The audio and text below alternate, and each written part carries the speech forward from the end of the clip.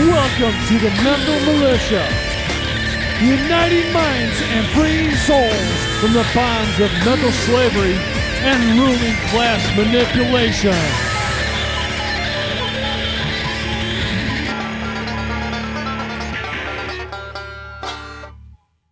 Okay, welcome back to the 12th video. We're going to start getting into financials. The one last thing I wanted to tell you about the last video that I forgot. The marriage license marries you into the state, marries you into the District of Columbia. It's a naturalization just like anything else. I totally forgot to I spaced out to even say that because you say that it's in the state of California or whatever. So marriage license moves you both into the District of Columbia, and it also transforms your marriage into a business underneath the state, which is located in the District of Columbia. That's why you need a license. Normal Americans, Californians, or non-citizen nationals, or Californians, or state citizens, or however you want to say it, they don't need a license to get married. You gotta be fucking kidding me? You need to go to the state to do what God intends for us to do. Like, you gotta be fucking kidding me? Most satanic fucking bullshit thing I've ever seen in my life. A marriage license. Anyways. I wanted to say that real quick.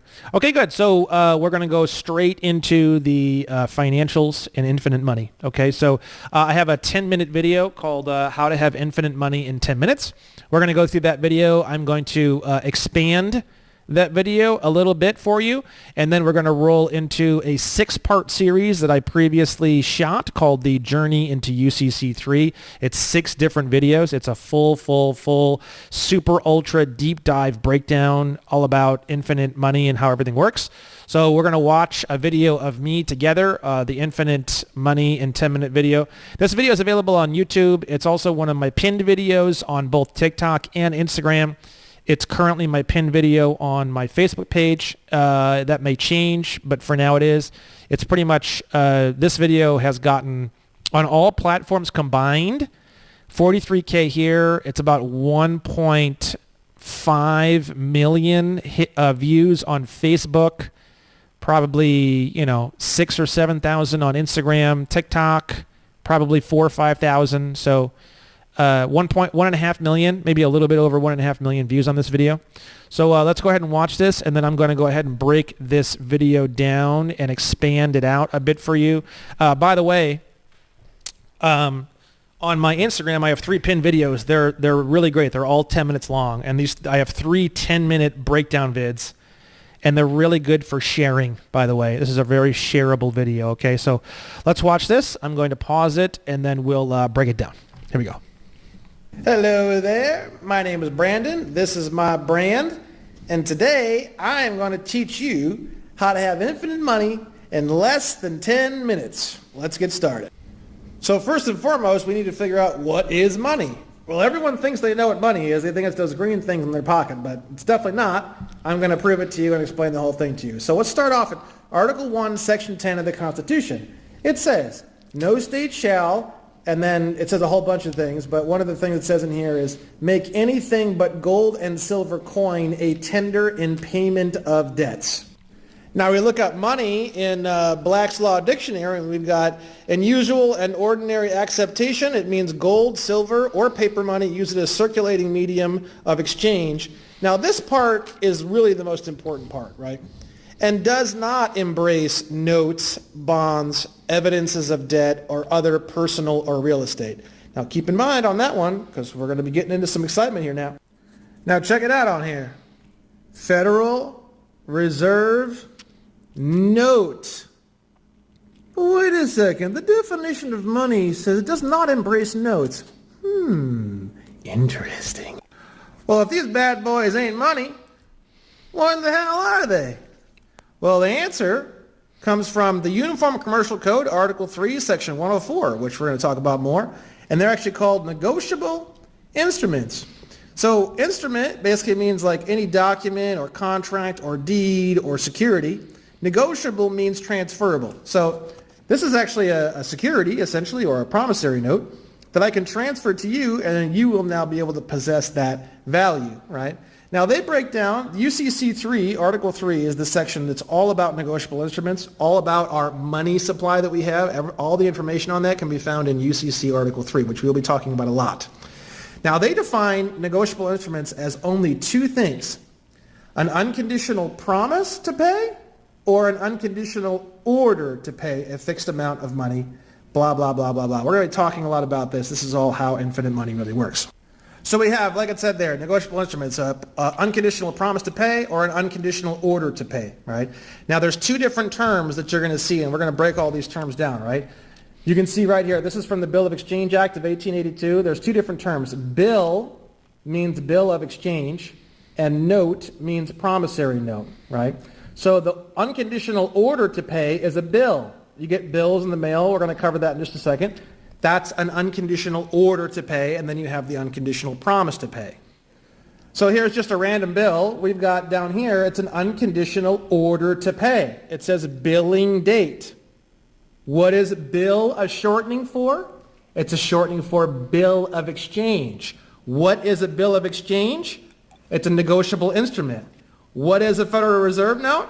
It's also a negotiable instrument. You're starting to see where we're going with this?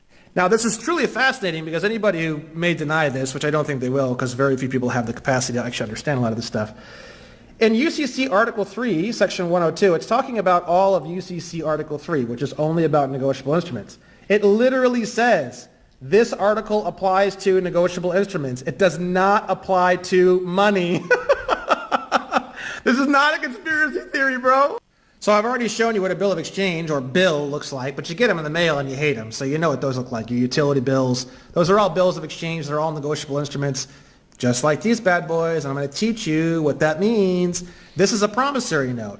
All mortgages, all bank notes, whenever you sign for a loan for a car, a loan for a business loan, it's a promissory note. So this note, the actual physical piece of paper that you're going to get and sign, this note basically is a negotiable instrument.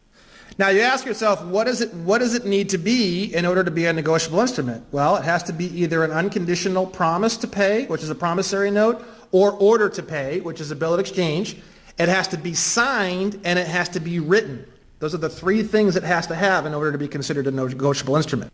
Everyone believes that when you're getting a loan, the bank gives you other people's money that's already in the bank at interest. But 12 United States Code Section 83 says that general prohibition, no national bank shall make any loan or discount on the security or shares of its own capital stock. So how does the bank give you money? So the way the bank gives you money comes from the Federal Reserve Act, Section 16, Part 2. It's called note issues, but it's also found in the United States Code at Article 12, United States Code, Section 412. So the way it works is they tell you right here, you can make an application. Such application shall be accompanied with a tender, meaning giving somebody something or offering somebody something, to the Federal Reserve agent of collateral an amount equal to the sum of the Federal Reserve notes that's applied for and issued, blah, blah, blah, blah, blah. So it's saying if you want to apply for notes, you need to give us some sort of something in exchange, right?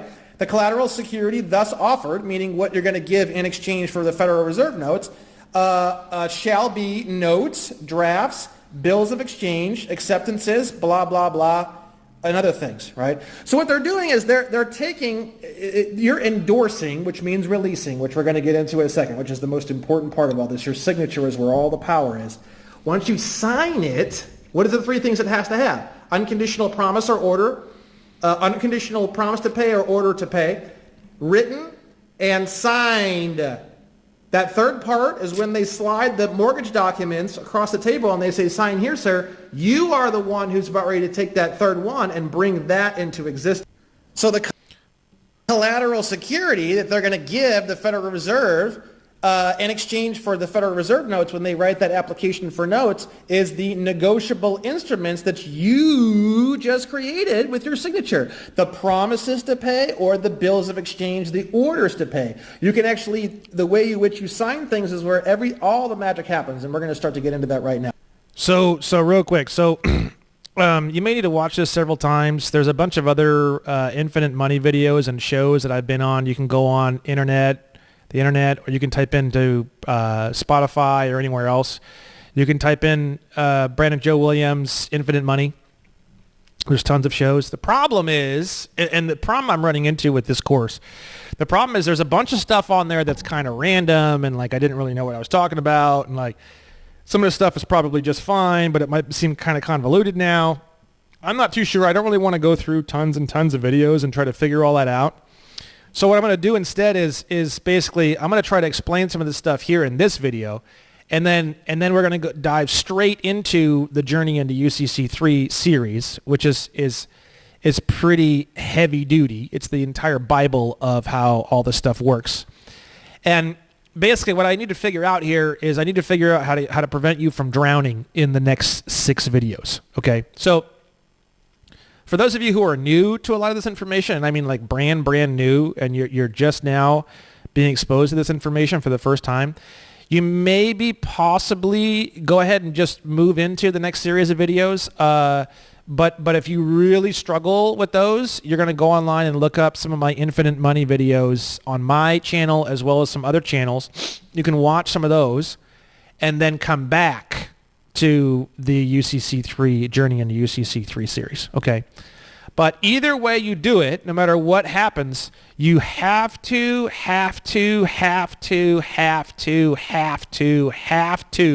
get through the Journey into Uniform Commercial Code Article 3 series. This is the most important 6 videos that I have ever made, ever. These 6 videos, you are going to be immune to all tickets. You're going to be immune to being sanctioned in the courts. If the judges get pissed and make you pay money, you're going to be immune to sanctions. They can't sanction you. You're going to be immune to... I don't even know how you can go to prison when you understand this shit, literally. Every single bill in the world is going to be, you're going to litigate and you're going to win and you're going to have it paid for you. You're going to be able to get anything you want for free: homes, apartment complexes, vacations, planes. I mean, the Journey into UCC 3 series that I have, the 6 videos that I'm about ready to show you in this course, is literally the most important thing in the world. And my concern is we're going to dive into that next. I'm trying to find a way of introducing a lot of this information to you without overwhelming you and just kind of priming you enough to get you onto the UCC Article 3 series that I'm about ready to send to you as the rest of this next 6 series of videos in this course. Okay, so spare me. This is the one part of this course that I've been just losing sleep over trying to figure out how I can bridge this gap. So you can look up other videos, Spotify videos, type in Infinite Money, Brandon J. Williams. You'll see all sorts of things. But for now, I'm hoping I can just fill in a few gaps. We can watch this 10-minute video and then, boom, get you straight into the UCC 3 series. If you're able to do that and you're able to move forward with that, that's how it should be. Okay? So this is the Federal Reserve discount window website. Okay. Now let's say you're collecting information for a lawsuit, because everything we're doing all day long, every single day, with all of our Freedom of Information Act requests and all the letters and all the bullshit, is we're building the case. And I know I haven't said that too much earlier in the course because I didn't want to freak you out, but you should, even if you're not going to litigate, you should pretend as though you are, and everything you do, every letter, every document, every 3811, the mail docs, every 3800, every doc, every signature, every line, every word, you're building up that evidence to eventually wind up in a lawsuit. That's the way I look at it, right? You got to think, you're scared of a lawsuit because you're scared of losing or bad things happening. The better your evidence is, and the better your data collection is, and the more organized you are, these companies, I'm suing all these different companies and going fucking crazy left, right, and center. None of these companies are counter-suing me or coming after me or anything, because my shit's so tight, it's so organized, and it's so clean. They know it's a waste of time to try to come after me. So the cleaner, more organized, and more evidence you have, the chances of you getting chased after or something bad happening, as far as I'm concerned, goes down to 0.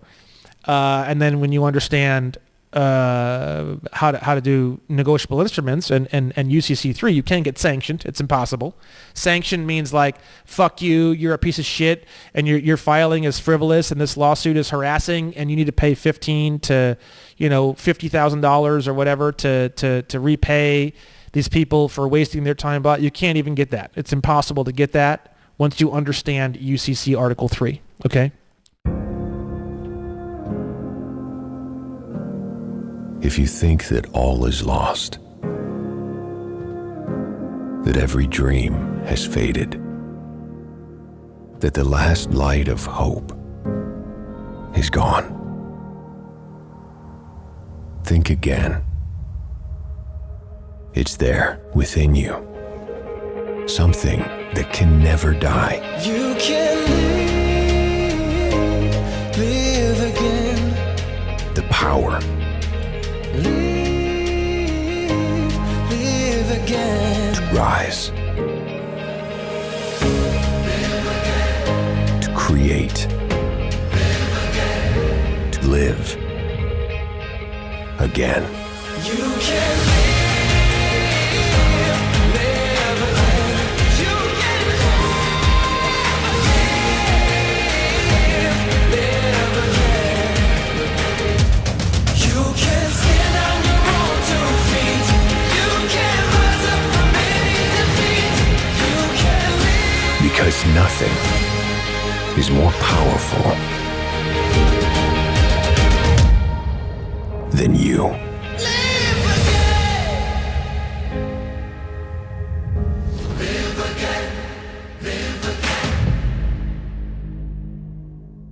So you're going to go in here and you're going to look up information. Let's say you're suing, like for example, one of the cases is AG Texas Farm Credit Services. So I'm going to type in AG Texas, AG Farm, or just AG. And you'll see here we've got AG First Farm Credit Bank. Interesting. Submit. So this is the banking institution called AG First Farm Credit Bank. And it says here, this is the date they've had effective access. This is they're in Columbia, South Carolina, and their reserve bank district is in Richmond, Virginia. That's the 12 different banks for the Federal Reserve. And are they insured with FDIC? No, right?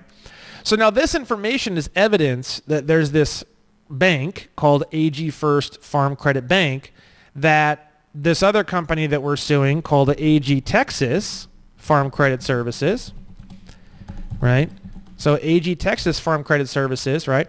So my client, which you can see in this lawsuit here, and again, I'm trying as hard as I can not to jump the gun because we need to learn all this financial stuff before we start getting into litigation. Litigation is the last step. Litigation is, now that we understand how all this works, how do we make other people do it under the law? So it's the last step, right? So we got case 3, negotiable instruments and peonage. This is for AG Texas Farm Credit Services. You can click on these and you can see the different filings and stuff, right? So I was doing some research and I was thinking to myself, and you can even look it up. Is AG Texas Farm Credit Services a subsidy of... Okay, here we go. Lawsuit Central. Yes. The Farm Credit Bank of Texas supports AG Texas Farm Credit Services with lending products. AG First Farm Credit Bank is one of 4 banks in the Farm Credit System. Do we have the right name here? AG First Farm Credit Bank. Okay, good. Boom. So now we know that AG Texas Farm Credit Services is underneath this bank, which has Federal Reserve discount window access. So what that means is I should have done more research when I filed the lawsuit. I mean, you live and you learn. It's been 6 months since I filed that. It's amazing how much you can learn in 6 months, right? So what happened was AG Texas Farm Credit Services gave my quote-unquote client a loan, and there was a promissory note. We're going to get into endorsements in this video in a minute, but he signed the promissory note. The promissory note itself became a security, which then was given to the person who has Federal Reserve discount window access, AG First Farm Credit Bank, which is a senior organization from AG Texas Farm Credit Services. They went to the window and they did what I just talked about, which is the 12 USC 412. They filled out an application for notes and they used the original promissory note, the original business loan that was signed by my client, as the collateral to apply for Federal Reserve notes. So they want to swap the value of that original promissory note for Federal Reserve notes. Now, again, remember, note means promissory note. It's a promise to pay. So application for a type of promise to pay called a Federal Reserve note. In exchange, we're going to give them the original note that my client signed to promise to pay the business loan. Okay?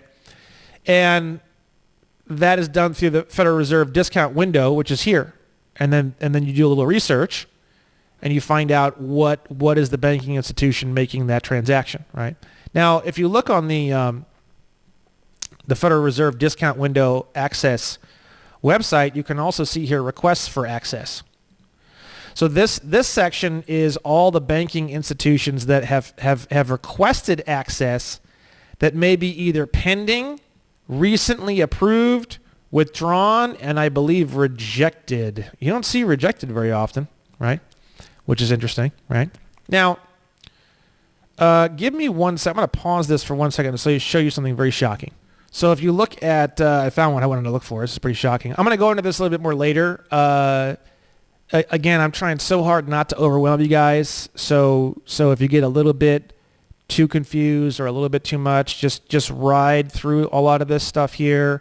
Ride through the UCC 3 series and try to get to the end. If you can't, go through it again, review it. This whole kind of area, I'm trying to figure out how I can give you some foreplay before I stick my dick in you, and I'm just having a hard time with it.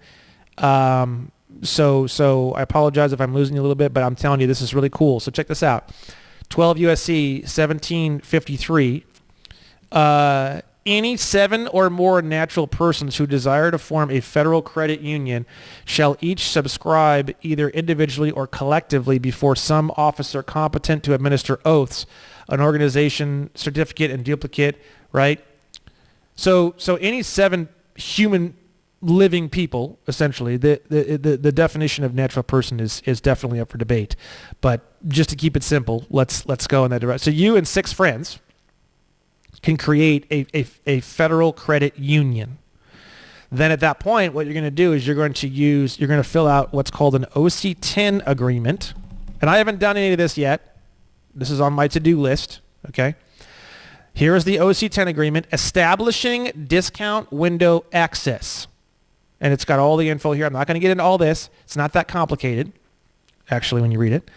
You're going to fill out an OC-10. You're going to get 7 of your buddies together. You're going to create your own credit union. You're going to fill out an OC-10. You're going to get window access, and then you're going to go on this requests for access page.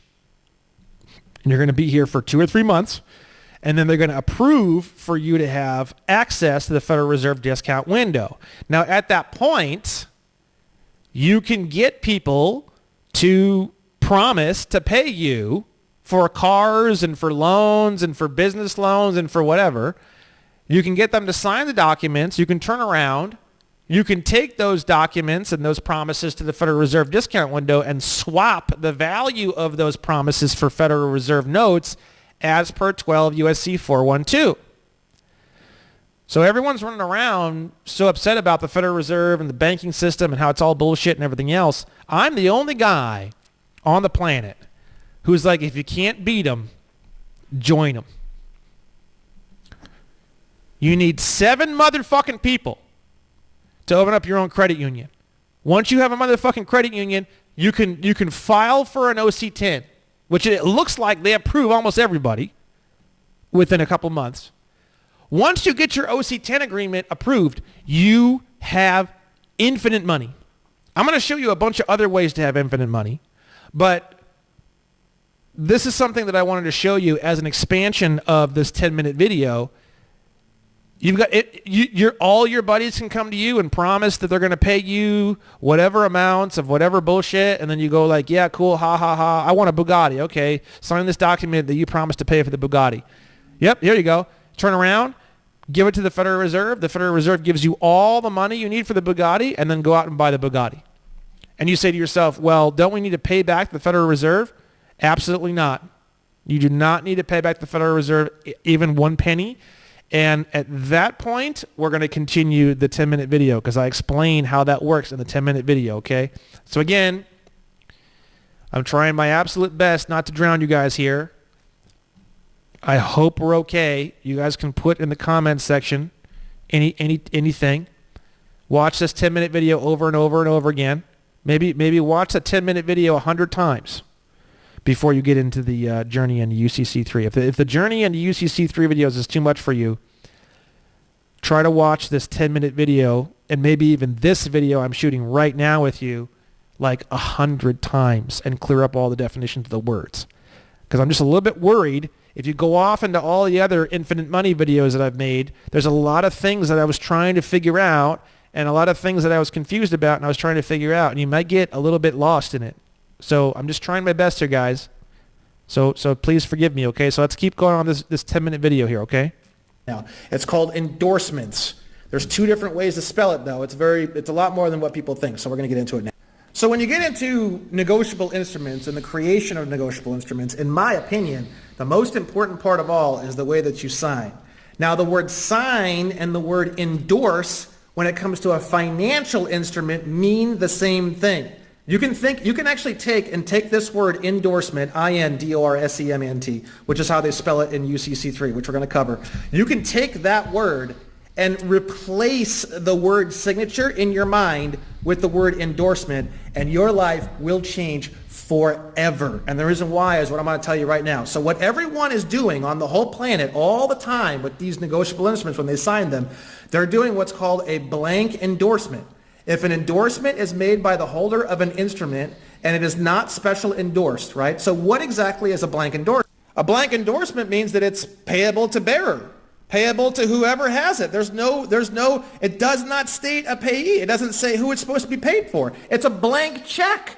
When you just sign and you don't say who the proceeds of this swap, the security swap, is supposed to go to, and you don't write the specifics in the endorsement, it does not state a payee. It's payable to whoever wants it, and the financial institutions take it as a gift. They're like, basically the way they look at it is you just abandoned that security. So you sign the security without stating the payee on the instrument, and then what happens is you're basically releasing that instrument to whoever wants it. So because you don't know how to sign, when they slide it across and you sign it, you release it to them, they take it, and then now it's been released without conditions. They can go to the window with it and swap it for Federal Reserve notes. So you just funded your own loan. Everyone funds their own loans. So by definition, what does that mean? It means the banks never loan anyone anything. All they're doing is helping you swap the value of the original promissory note for Federal Reserve notes. It's a currency exchange because the definition of the word currency, remember, it includes notes and bills of exchange and evidences of debt. That original evidence of debt that you signed becomes exchangeable for a different evidence of debt. So even if we go all the way back to the beginning of the course when I showed you UCC 9-307, and this dovetails beautifully into the definition of the word you, someone who owes a debt to the United States, right? If you look at this is way back at the beginning of the course when we talked about where is this person called the United States located in the District of Columbia. Look at the name of where this information comes from. Location of debtor. A Federal Reserve note has two parties on it. If you look in your wallet, it's got United States of America and it's got Federal Reserve. One of them, as per the UCC1 financing statement that we saw earlier from my website, you have the secured party or secured party creditor, and then you have the collateral, and then you have the debtor. Remember this? Let me show this to you. This is the UCC1 financing statement, right? Debtor name, secured party name, right? So debtor name is here, and then location of debtor. Debtor's name is a person called the United States. Location of that person, District of Columbia. That's how it works. And then you is defined as a person who has a debt to United States. So United States is a debtor, and then you are a debtor underneath United States. So you're a debtor underneath the district, a person in the District of Columbia. And this is how the whole goddamn country has been stolen by the banking industry, okay? I'm showing you how they've stolen everything. They've collateralized everything. And this is how they've done it. And you'll see a lot more about this in later videos, but I'm just explaining this to you in more detail now, trying to get you ready for the UCC3 series, okay? Now what they do is they put a special endorsement on it.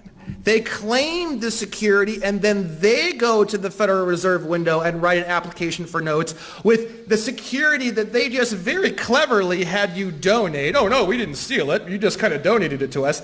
Then they get the money from that and then they loan you your own money back at interest. Now, I had my people go out and do some digging, get hold of some of their mortgage loans and stuff like that. We started taking a look and we started finding these endorsements on the thing. These are special endorsements. Paid to the order of, without recourse. It's got the name. So they're putting on here where the proceeds of this negotiable instrument are supposed to go to. It's just like a check.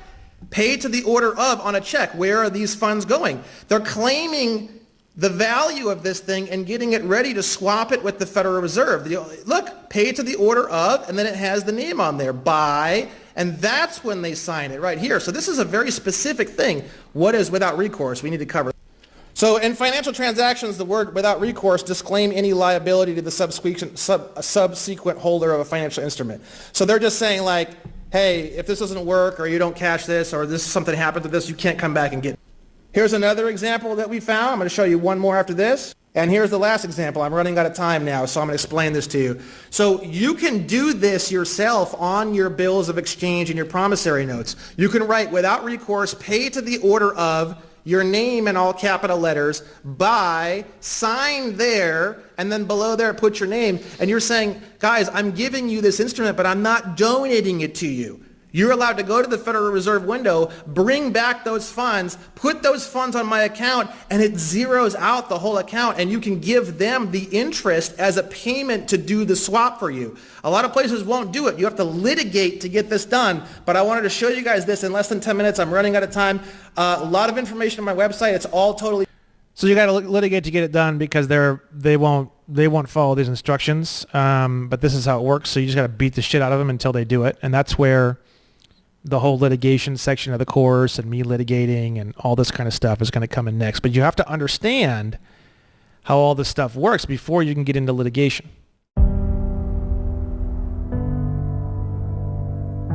In the wake of the unimaginable, in the shadow of uncertainty, in the face of fear,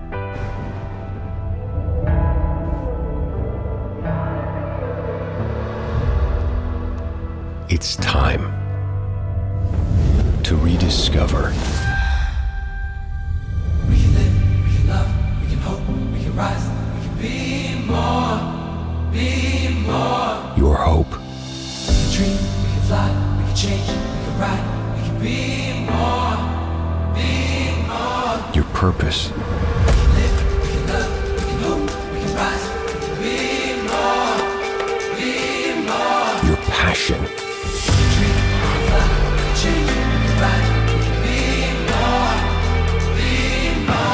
your potential. Take your name, show your mind. Raise your head, raise it high. Don't look back, reach inside. There is more to this life. You. Hope, rise, be more, be more.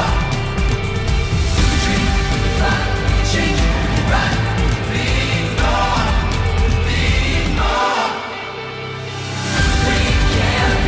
Because no matter what we may face,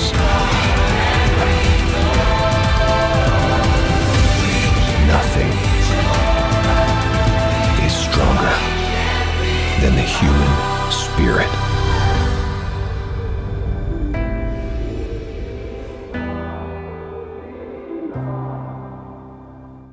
The way that it works is Let me pause the video for a minute and recalibrate here.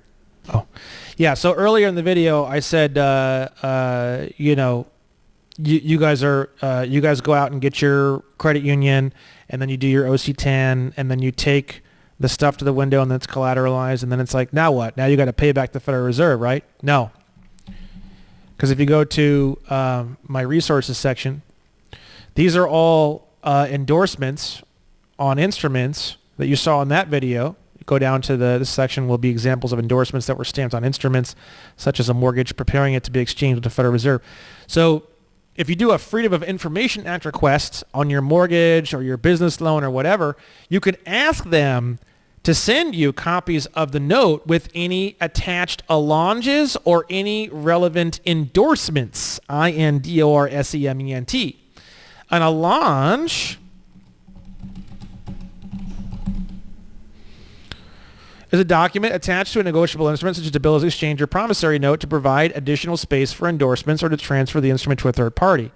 So an allonge is just a whole sheet with nothing but endorsement information, right? But here's what the endorsements look like on a lot of the sheets, right? So you can do your Freedom of Information Act request. You can get copies of your additional notes for your mortgage. You can find these endorsements on the business loans or on the mortgages, and then boom, it's the easiest goddamn lawsuit on the planet. And the lawsuit's going to be to discharge your entire mortgage, plus you're going to get every single payment you've ever made on the mortgage, including any down payment, all returned to you, plus you're going to get 5, 10, 15, 20, 25, 30, 35 million dollars in damages. Now, let's just stop for a second here, and I'm going to show you some of these, and I'm also going to be very, very clear with you. I've never seen anyone as of 4:29 p.m. Sunday, August 18th, Pacific Standard Time, I've never, ever seen anyone, including myself, successfully pull off suing and getting damages and doing everything that I just said. We are the vanguards. We are the new people. We are blazing a trail, and we are going to get this done. There have been people, and I've seen plenty of stories where people get their mortgages discharged, but fuck that. That's not what we're here for. This 2.0 course and Pickletarians and Brandon Joe Williams and the Nation of the Amnesty Coalition, that is absolutely, completely not what we stand for. We stand for the mortgage is discharged.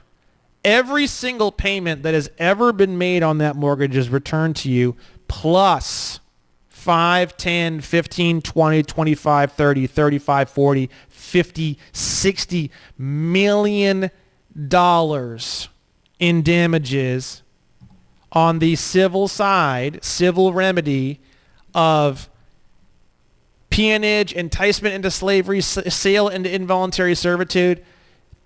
You should have been told that if you would have signed your original promissory note for your home, your original mortgage, with just a little bit different type of signature, you would have never had to send in any Federal Reserve notes, and you would have had your home free and clear. You should have been told that. And you were never told that. That is fraud. That is fraud that has created an involuntary servitude, forced labor, sale into slavery, which is all, as of this video or last video, whatever it is, has a civil remedy. You can sue now in civil court. Thank you to Brandon for that. Thank you to me for finding that. I'm very excited. I have many ideas as to what I'm going to do with this now that I've found this. I was looking for this for a long time, couldn't find it. So you're going to ask the mortgage company or the it doesn't matter. It could be a student loans. It could be a business loan, a personal loan. It's not personal, right? Because it's the entity. It's the ens legis. It could be a credit card. It could be anything, bro. Everything falls under this bullshit. And you want, through a FOIA request, Freedom of Information Act request, you want to get copies of that original promissory note and any allonge that may be with it. Most of these don't have allonges. They're just stamped right on the document. And you want to find this endorsement without recourse, pay to the order of, it states the payee, right? So this is what they're doing to prepare this instrument to go to the Federal Reserve discount window. What they're doing is they're saying, we own this instrument, and the proceeds of the value of this promissory note go to us, Bank of America NA, after the swap takes place. Now, what's funny is if you want a loan for $300,000, they take the original promissory note, they stick this endorsement code on it, they take it to the window, they get back the full value of the entire maturity value of the note, so they might get back $600,000 from the window, and then they just hand you your $300,000 back to you, and they pocket the other $300,000 into their own pockets. They made money. They doubled their money by quote-unquote giving you a loan only because you didn't know how to sign. You didn't know what endorsements were, right? So you can go on my website and you can scroll down here and you can look at all these different endorsements, okay? And then you can see here, without recourse. So when they say without recourse, which all of them say without recourse, what that means is I'm never going to do anything with this. I'm never going to perform on this. This instrument is all I'm ever going to give you. You can't sue me. You can't do anything in the future. We're done, end of story. So what that means is you never have to repay the loan back to the Federal Reserve. So when you and 6 of your buddies get together and create your federal credit union, and then you file your OC-10 with the Federal Reserve discount window, wait a couple months and get approved, all you got to do is when somebody promises to pay you for a car or a business loan or anything else, all you do is just you put this special endorsement on here and you write without recourse at the top of it. They're going to give you the Federal Reserve notes, and you never have to repay the Federal Reserve notes. I'm telling you, it's literally free, infinite money. I'm not joking. And I'm going to teach you more about this in the UCC Article 3 course, a 6-part series, A Journey into UCC 3. You might get very excited at this point. If you do fully realize what I'm saying right now, I strongly recommend that you cool your tits and you pump the brakes, because you need to understand the ins and outs of how all this works in great detail through the UCC 3 series, the 6-part series, which is going to be the next part of this course after this video. I strongly recommend that you do not take any actions or run out into the world and do crazy things such as buy a brand new car and write without recourse on it, because a lot of people are getting free cars right now. Some people I had one guy recently get arrested for trying to buy a free car. They can't do anything with you. Nothing illegal about this. But it can be a very scary and jarring situation. I'd love to see someone try to fucking arrest me for writing without recourse. I'd be suing. Oh, dude. I'd have the big, if they were videotaping me, it'd be a little embarrassing because my dick would be bulging out of my pants. I'd be so fucking excited. I would be probably literally pre-coming. I'd be so excited if they tried to arrest me if I signed without recourse on a document. Literal pre-cum. I mean, I would look like a psychopath because I'd have a smile ear to ear. Because then I'd be suing. I'd be suing everybody. I'd have so much fucking money coming out of that thing. It wouldn't happen overnight, but just the amount of money I'd be coming out of something like that, it'd just be so outrageous. I'd take their whole fucking their whole dealership, literally. I'd take the whole dealership and then just give away all the cars. I'd give away all the cars just to spite them. I would just give away all the cars. Fuck Mike Toyota, piece of shit. Come on down this Saturday. We're giving away free cars, free barbecue, and there'd be this huge banner across the whole building. Fuck Mike Toyota or whoever the owner used to be. And I say don't be vengeful and this and that. So don't be vengeful. It's all in the name of justice. I know it tastes good. I know it tastes sweet. It's like a sweet cherry to get into the revenge and everything else. And I feel it too. But just keep in mind, this is about justice. So, if you go in there and you're a dick and you're an asshole and you're trying to get free cars and you say, fuck you, and then they arrest you, that's one thing, But I'd be going in there, making the best friends, shaking hands, dressing nice. And, by the end, it'd be like when I bought that motorcycle. By the end, they're asking me for legal advice, not trying to arrest me. Okay, so it all comes down to diplomatic ability and the way that you can handle yourself and this and that. So keep that in mind. Keep that in mind. We're going to get into that more on the enforcement video.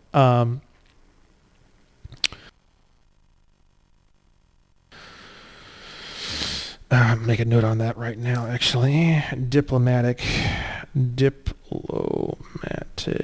Actually, arrest me. Okay, so it all comes down to diplomatic ability and the way that you can handle yourself and this and that. So keep that in mind. Keep that in mind. We're going to get into that more on the enforcement video. Make a note on that right now, actually. Diplomatic behavior. Okay. Behavior. So just keep in mind, it's very simple. A promise to pay, which is what you're signing, your promise to pay anything, that can be taken to the Federal Reserve discount window and exchanged for a different type of promise to pay by the debtor. Federal Reserve notes have a debtor there, which is the person called the United States, located in the District of Columbia. They're going to go to the Federal Reserve discount window, swap that for Federal Reserve notes, and then pay you for the quote-unquote loan using the notes that were just created by you doing a blank endorsement on the original note, right? So I'm going to break that down. We're going to break down the next 6 videos are going to be the full UCC3 journey into UCC3, which is a full breakdown of every single aspect of the entire section that talks about how all this works. If you're still kind of confused, I would recommend this particular video you watch several times, look up some of the definitions of the words, look up some of the information, try to get a decent grasp of some of this real quick. And as soon as you think you have like kind of a halfway decent grasp of some of this stuff, try to move yourself into the first video of the next section, which is the journey into UCC3. If you can make it all the way through all 6 parts of a journey into UCC3, bro. Infinite money, bro. I promise you forever, okay?